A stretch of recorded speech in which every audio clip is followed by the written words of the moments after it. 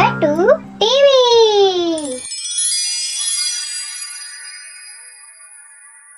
ये कहानी है रवि की। रवि एक मिल में काम करता था।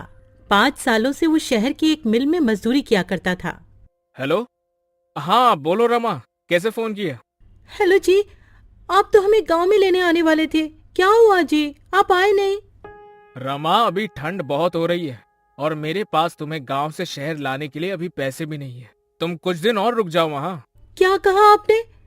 ऐसा मत बोलिए, आप कब से बोल रहे हो कि हमें लेने आओगे?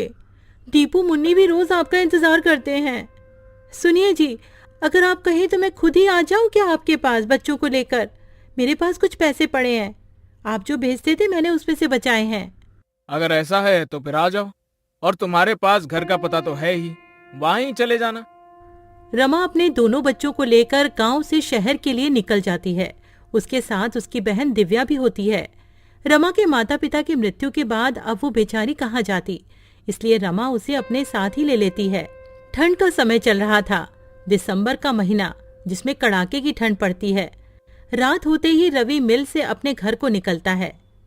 अरे यार, आज तो कुछ ज्यादा ही ठंड पड़ रही है। हाँ यार रवि, ये ठंडी ठंडी हवाएं और चारों तरफ पड़ती हुई धुंध, बहुत ही ठंड है भाई। चल जल्दी जल्दी घर चलते हैं।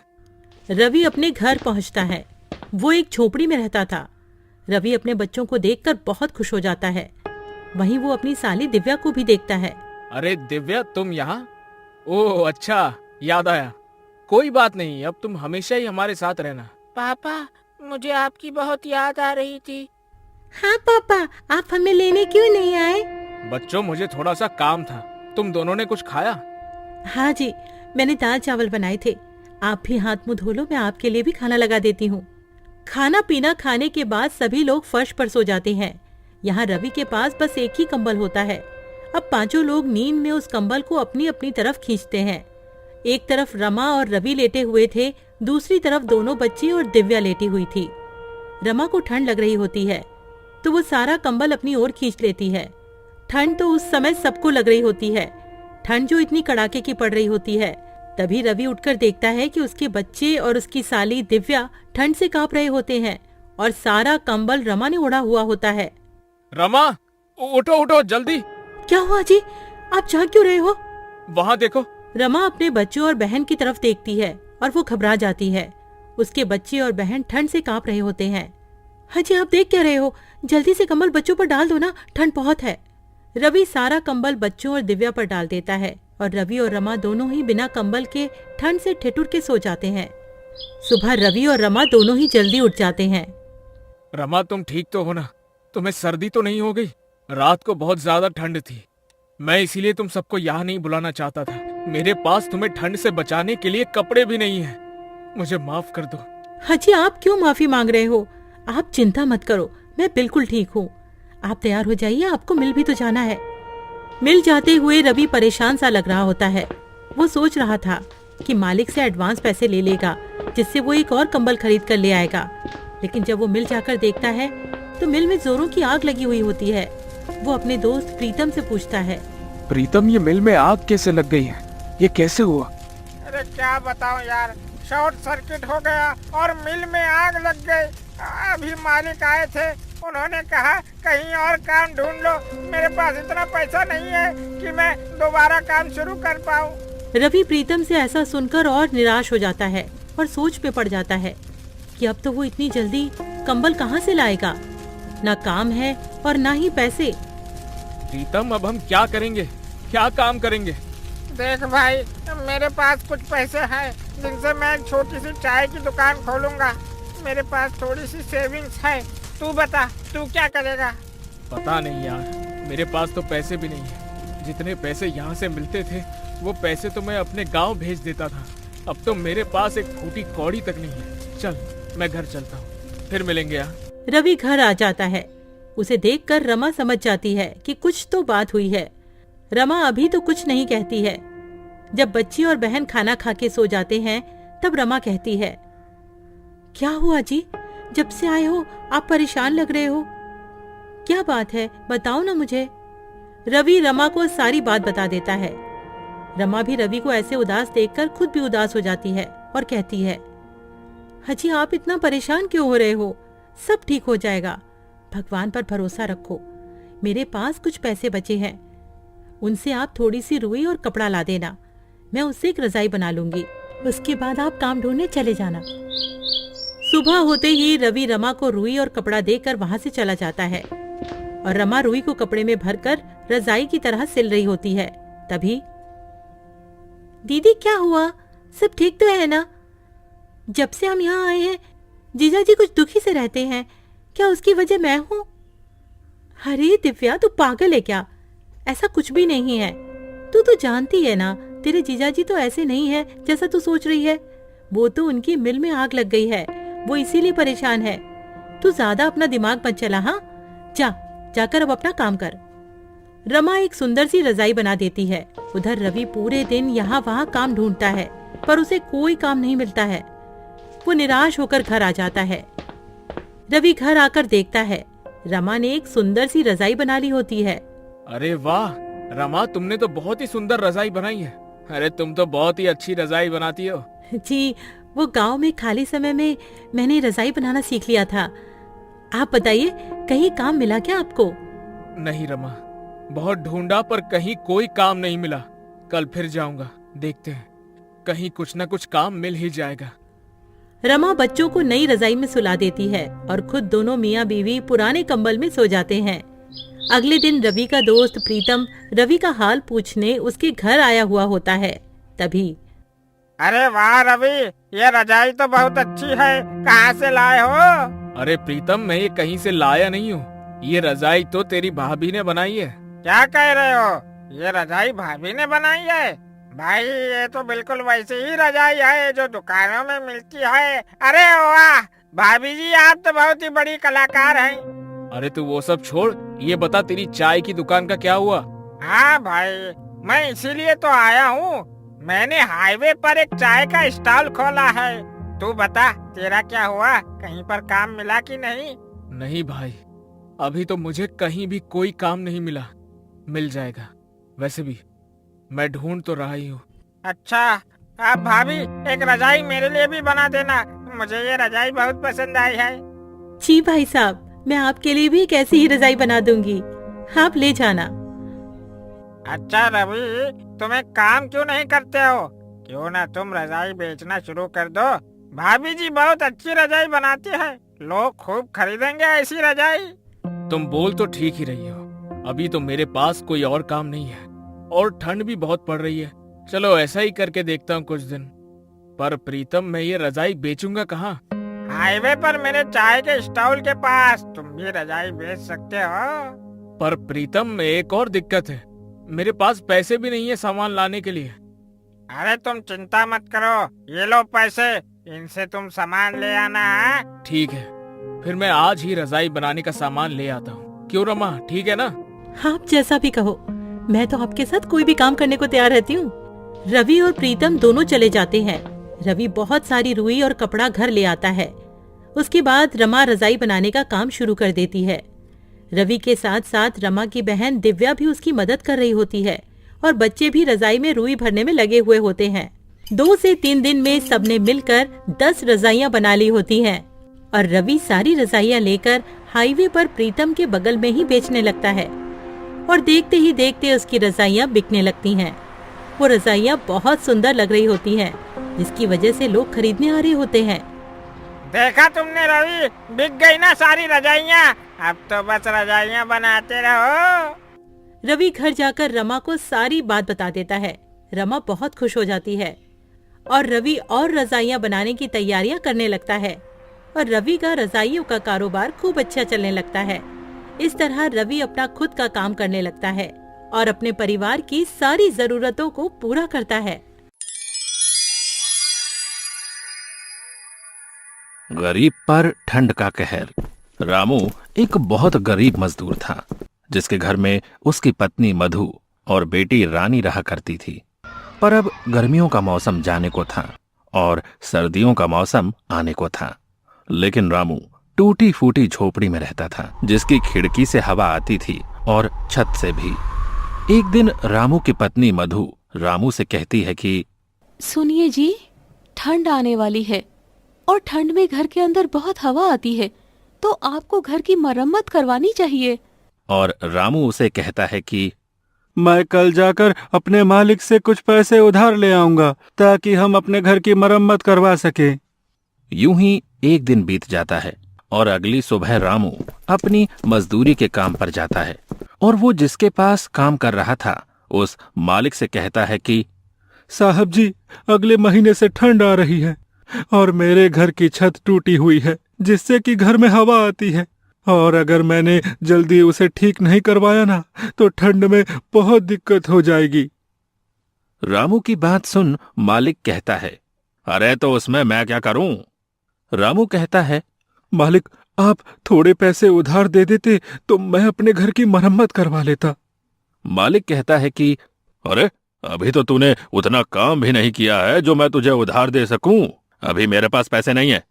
रामू कहता है, मालिक ऐसा मत करो, आप मुझे कुछ पैसे उधार दे दो, मेरी एक छोटी बच्ची है, मैं और मेरी पत्नी तो ठंड सह लेंगे पर मेरी बेटी नहीं सह पाएगी।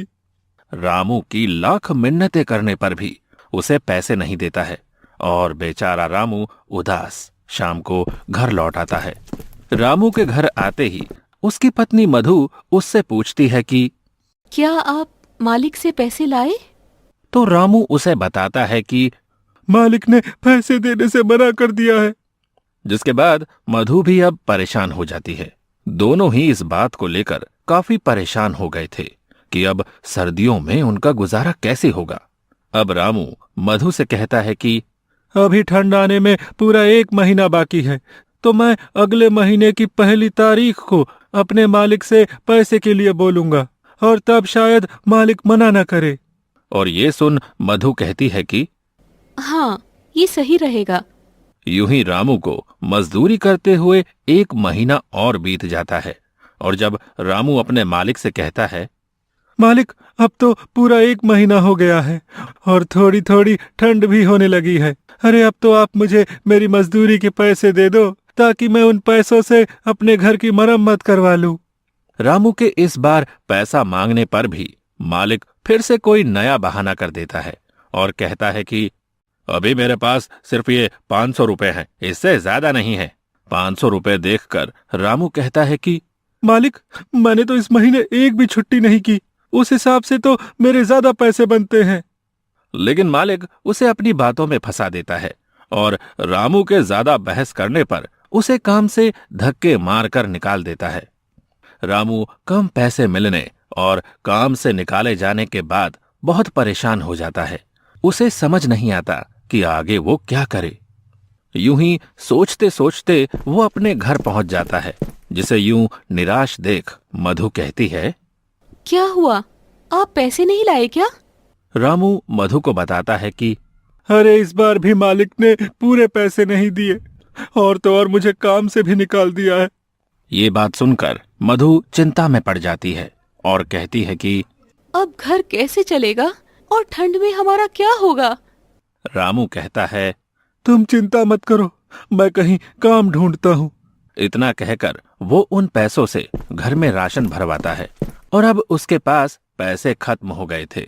कुछ दिनों तक रामू यहाँ वहाँ काम की तलाश में भटकता है पर उसे कहीं काम नहीं मिलता।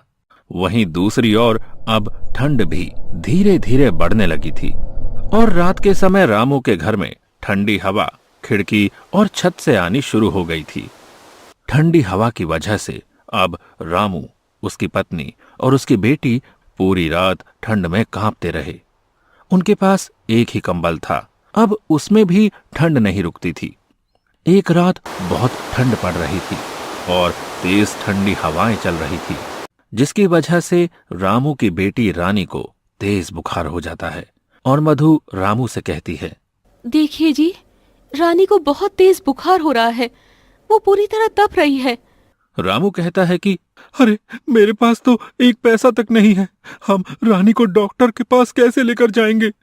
मधु कहती है, कुछ तो करना होगा वरना रानी की तबीयत रात में और बिगड़ जाएगी। देखिए ना, कुछ तो कीजिए। वो रोने लगती है। दूसरी ओर रानी ठंड से कांप रही थी। रामू को कुछ समझ नहीं आ रहा था कि अब वो क्या करे। अब रामू रानी को अपनी गोद में उठाता है और हॉस्पिटल की ओर निकल जाता है। मधु भी उसके पीछे पीछे चल पड़ती है। बहुत दूर तक पैदल चलते चलते दोनों थक जाते हैं और रामू रानी को लेकर एक पेड़ के पास बैठ जाता है और रोने लगता है।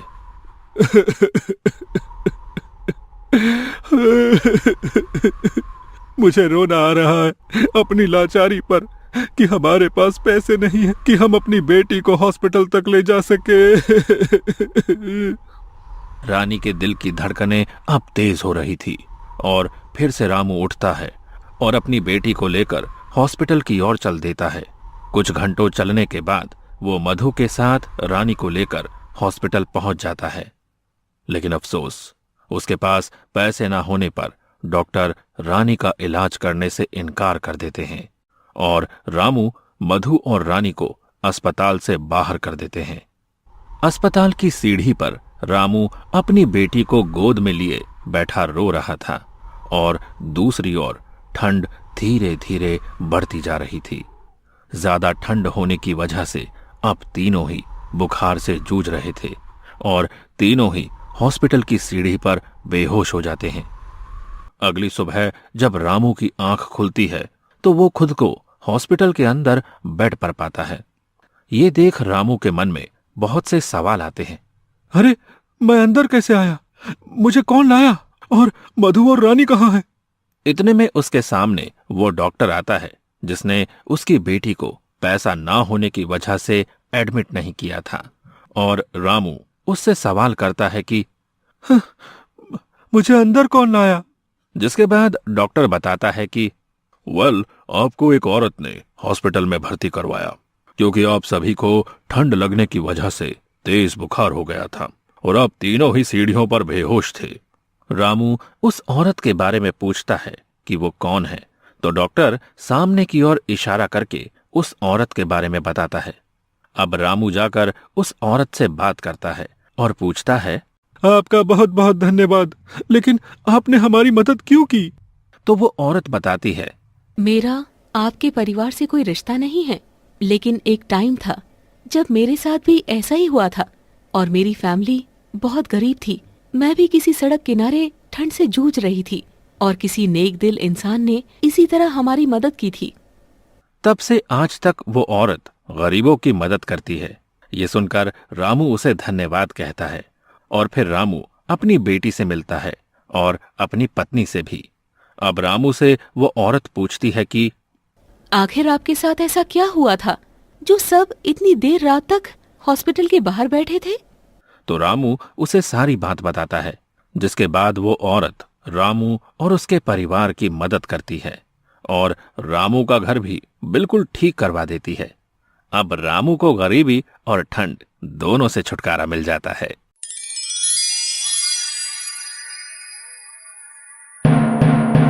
गट्टू टीवी। गांव के बीचों बीच एक बड़ा सा घर होता है जहां एक परिवार रहा करता था जिसमें श्यामू और सीमा रहा करते थे। श्यामू के घर में उसके माता पिता और उसका बड़ा भाई भी अपनी पत्नी के साथ रहा करते थे। श्यामू का बड़ा भाई राजीव शहर की एक बड़ी कंपनी में काम किया करता था, इसलिए उसका रहन सहन भी वैसा ही होता है। वहीं दूसरी तरफ श्यामू बिल्कुल सिंपल स्वभाव का होता है जो गरीबी में ही अपना गुजर बसर किया करता था। श्यामू की पत्नी सीमा श्यामू का हर कदम पर साथ दिया करती थी। उन दोनों की जिंदगी गरीबी में भी खुशी से बीत रही होती है। श्यामू के माता पिता को गरीबी से चिढ़ होती है। उन्हें तो अमीरों वाली जिंदगी ही अच्छी लगती है और वो अमीरों की तरह ही अपना जीवन जीते हैं। एक दिन उनका बड़ा बेटा अपने माता पिता और सबके लिए बहुत सारे गिफ्ट लेकर आता है। माँ, बाबूजी, देखिए मैं आप दोनों के लिए अच्छे कपड़े लेकर आया हूँ। अरे वाह बेटा, इस घर में सिर्फ तू ही है जो हमारा इतना ध्यान रखता है। श्यामू को तो हमारी कोई चिंता ही नहीं है। ना तो उसने कोई पढ़ाई की और ना कोई अच्छी नौकरी करता है। ये तो बस मजदूर बनकर ही रह गया है। श्यामू अपने पिता के ताने चुपचाप सिर झुकाकर सुनता रहता है और करता भी क्या बेचारा। पर उसकी पत्नी सीमा से नहीं सुना गया। वो बोलती है, बाबूजी ये पूरे दिन तो खेत में मेहनत करते ही हैं, अगर आप अपने बेटे को हौसला नहीं देंगे तो वो कैसे तरक्की करेंगे? जब माता पिता ही ऐसे ताने मारेंगे तो बाहर वाले तो बोलेंगे ही ना। आपको अपने बेटे को सपोर्ट करना चाहिए। अब तो सिखाएगी माँ बाबूजी को क्या करना चाहिए और क्या नहीं। वो हमसे बड़े हैं, उन्हें सब पता है, समझी? सीमा कुछ बोल पाती इससे पहले ही श्यामू ने इशारे से उसे मना कर दिया। हाँ, सीमा भाभी सही कह रही हैं। माता पिता तो हमेशा अपने बच्चों की भले की ही बात करते हैं। अरे बाबूजी, आप इन दोनों को छोड़ो। आप ये नए कपड़े तो पहनकर देखो, आप पर कैसे लगते हैं। इसी तरह दिन बीतते रहते हैं। श्यामू पूरे दिन मेहनत करता है, पर ना तो उसके माता पिता कुछ उसकी मदद करते हैं और ना ही उसका बड़ा भाई, बल्कि उसे हर बात पे कुछ न कुछ सुनाया करते हैं। राजीव शहर से पैसे कमा के लाता था, इसीलिए उसकी बहुत तारीफ हुआ करती थी। एक दिन की बात है। श्यामू, ये मैं क्या सुन रहा हूं? तुमने चोरी की है। देख तेरा बड़ा भाई कितने गुस्से में है। चोरी? कैसी चोरी? मैंने कोई चोरी नहीं की। देख श्याम, तू झूठ मत बोल। पहले ही लोग तुझे नकारा बोलकर बाबूजी को ताने मारते हैं, और अब तू चोरी भी करने लगा। तूने मेरे पर्स में से पैसे क्यों निकाले? बहुत हो गया श्याम, अब तू चोरी भी करने लगा। मुझे तुझसे ऐसी उम्मीद नहीं थी। अब बस बहुत हुआ। अब तू उस घर से चला जा और बाहर रहकर अपना जीवन बिता। इस घर में तेरे लिए कोई जगह नहीं है। चला जा यहां से। सही कहा आपने श्यामू बेटा, तूने हमारा बहुत नाम खराब किया है। वो तो तेरे बड़े भाई राजीव ने हमारी इज्जत बचा रखी है। उसने घर का बड़ा लड़का होने का फर्ज निभाया है, पर तूने तो आज तक हमारा सर झुकाया ही है। बस अब तुम अपना रास्ता अलग बना लो। यहाँ तुम दोनों की अब कोई जरूरत नहीं है। अपने माता पिता से ऐसी बातें सुनकर श्यामू और सीमा का दिल टूट जाता है। वो जानते थे कि उनके पास और कहीं कोई ठिकाना नहीं है, लेकिन फिर भी वो अपने माता पिता की बात मानकर घर छोड़ने का फैसला कर लेते हैं। माँ, बाबूजी, आप लोग मेरे भले के लिए ही ये सब कर रहे होंगे। अपने माता पिता की आज्ञा मानना मेरा फर्ज है। चलो सीमा, चलते हैं। दोनों घर से निकल जाते हैं। श्यामू और सीमा गांव से बाहर एक टूटी फूटी झोपड़ी किराए पर लेकर रहने लगते हैं। अब उनके पास खाने पीने के लिए भी बहुत कम सामान होता है। देखा जी आपने, अपना तीर सीधा जाकर निशाने पे लगा है। अब वो नकारा श्यामू हमारे रास्ते से हट गया, समझो। सही कहा तुमने, बस बाबूजी को पता मत चलने देना। वहीं दूसरी तरफ श्यामू उदास बैठा होता है। तब सीमा श्यामू से कहती है, आप चिंता क्यों करते हो जी? हम दोनों फिर से खूब मेहनत करेंगे और फिर से अपनी नई जिंदगी बनाएंगे और अपने सपने पूरे करेंगे। तुम ठीक कहती हो सीमा। मेहनत और ईमानदारी से एक दिन हमें जरूर कामयाबी मिलेगी। फिर क्या था, रामू दिन रात मेहनत करने लगता है। कभी खेतों में मजदूरी करता तो कभी लकड़ियां काटा करता है। सीमा भी पास की एक महिला के साथ सिलाई का काम सीखने लगती है। दोनों की जिंदगी मुश्किलों से भरी पड़ी होती है, पर वो हार नहीं मानते हैं। भाभी, मेरे पति बाहर मेहनत करते हैं, मेरा भी तो फर्ज बनता है ना कि मैं भी उनकी मदद करूं। क्या आप मुझे भी सिलाई कढ़ाई का काम सिखा सकती हो? अरे क्यों नहीं सीमा, आजकल की लड़कियां तो अपने गरीब पति को छोड़कर ही भाग जाती हैं। वहीं तू है कि अपने पति का साथ देना चाहती है। तू चिंता मत कर, मैं तुझे सब कुछ सिखा दूंगी। कुछ ही दिनों में सुमन सिलाई कढ़ाई का सारा काम सीख जाती है और अब उसके पास सिलाई के बहुत सारे काम भी आने लगते हैं। अगर आप सही समझो तो कुछ पैसे मैं इकट्ठा करती हूँ, कुछ आप इकट्ठा करो और हम इस झोपड़ी के बाहर एक छोटी सी दुकान खोल लेते हैं। आप बाहर दुकान संभालना और मैं अंदर सिलाई का काम संभाल लूंगी। अरे वाह सीमा, ये तो बहुत ही अच्छा सुझाव है। मैं दिन रात मेहनत करके तुम्हारे लिए भी एक दुकान खोलूंगा। इस तरह सीमा और श्यामू ने अपनी मेहनत से एक दुकान खोल ली होती है। वहां वो कुछ पैसे कमाने लगते हैं और उनके जीवन में खुशियां आने लगती हैं। एक दिन सीमा श्यामू से कहती है, जी देखा आपने, अब हमारी हालत पहले से काफी ठीक हो गई है। मुझे तो यकीन है कि हम एक दिन अपने सारे सपने जरूर पूरे कर लेंगे। सीमा, तुम्हारी मेहनत ने ही मुझे ताकत दी है। हमारे पास कुछ नहीं था, तुम्हारी मेहनत और भरोसे ने ही हमें यहाँ तक पहुँचाया है। इस तरह दोनों की मेहनत रंग लाती है और समय के साथ उन दोनों की दुकान धीरे धीरे बड़ी हो जाती है। उनकी दुकान की चर्चा गांव भर में होने लगती है। गांव में वो दोनों अपनी एक छोटी सी कुटिया बनाकर अपने नए घर में खुशी खुशी रहने लगते हैं। एक दिन दो महिलाएं सीमा से मिलने आती हैं और कहती हैं, अरे सीमा, तुम तो बहुत अच्छे कपड़े सिलती हो। लोग हमारे कपड़ों की बहुत तारीफ करते हैं। थैंक यू दीदी, आप हमारे कस्टमर हो। आप खुश रहो, हमें और क्या चाहिए। हमें तो तुम दोनों की जोड़ी बहुत अच्छी लगती है। तुम्हारा पति तो दुकान में दिन रात मेहनत करता ही है। तुम भी अपने पति के साथ कंधे से कंधा मिलाकर उसका साथ देती हो। ऐसी लड़की आजकल कहाँ मिलती है। बड़ा खुश नसीब है श्यामू कि उसे तुम्हारे जैसी पत्नी मिली। वहीं गांव में कुछ महीनों के बाद गांव में भाई का कारोबार धीरे धीरे डाउन होने लगता है। एक दिन राजीव की पत्नी उससे कहती है, अजी, इस परिवार की सारी जिम्मेदारी हमारे कंधों पर ही आ गई है। आपका कारोबार भी ठप हो गया है। अब आप अपने माता पिता से कह दो कि हम उनका बोझ अब और नहीं उठा सकते हैं। वो दोनों तो बस हमारे पैसों पर ऐश करते रहते हैं। आखिर उन्हें भी तो कुछ सोचना चाहिए। देखो सुलेखा, तुम बात तो बिल्कुल सही कह रही हो, लेकिन मैं अपने माँ बाप के साथ ये सब नहीं कर सकता हूँ। पर कम से कम उन्हें खुद तो सोचना चाहिए कि दिन रात हमारा खाना खाकर अच्छे अच्छे कपड़े पहनकर यहाँ दिन रात पड़े रहते हैं। उन्हें तो खुद इस घर से निकल जाना चाहिए। बेकार में हम पर बोझ बने हुए हैं। तभी बाहर राजीव के माता पिता चुपके से सारी बातें उनकी सुन लेते हैं और सोचते हैं कि उन्होंने श्यामू के साथ अन्याय किया था। उन्हें अपने फैसले पर पछतावा हो रहा होता है। हमसे बहुत बड़ी गलती हो गई जी। हमने अपने ही बेटे के साथ इतना बड़ा अन्याय किया, जो सच में अपनी ईमानदारी से हमारी जिंदगी को संवार रहा था। उसे हमने अपने घर से निकाल दिया। तुमने बिल्कुल सही कहा। हम राजू को कुछ भी बोल देते थे तो वो हमें उल्टा जवाब नहीं देता था, बस सर नीचे करके हमारी बातें सुनता रहता था। मेरे सारे तानों को मेरा बेटा सर झुका के सुनता रहता था। पर राजीव और उसकी बहू हमारे बारे में कितना बुरा सोचते हैं। हमने तो ये कभी सपने में भी नहीं सोचा था कि ये दोनों हमारे बारे में इतना बुरा सोचते होंगे। चलो श्यामू और छोटी बहू से माफी मांग लेते हैं। उम्मीद है कि वो हमें माफ कर देंगे। उसी दिन श्यामू के माता पिता श्यामू के नए घर पर आ जाते हैं। बेटा, हमें माफ कर दे। हमने तुम्हारे साथ बहुत बुरा किया। तुम सही थे। हमें तुम्हारी मेहनत को समझना चाहिए था।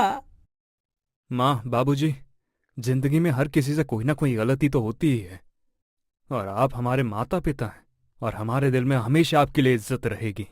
हम एक नई शुरुआत करेंगे जिसमें हम सब एक साथ रहेंगे। और वैसे भी अगर आप मुझे घर से बाहर नहीं निकालते तो हम इतने कामयाब नहीं हो पाते। हाँ बाबूजी, अब हम सब साथ में रहेंगे और मिलकर खुशियां बांटेंगे।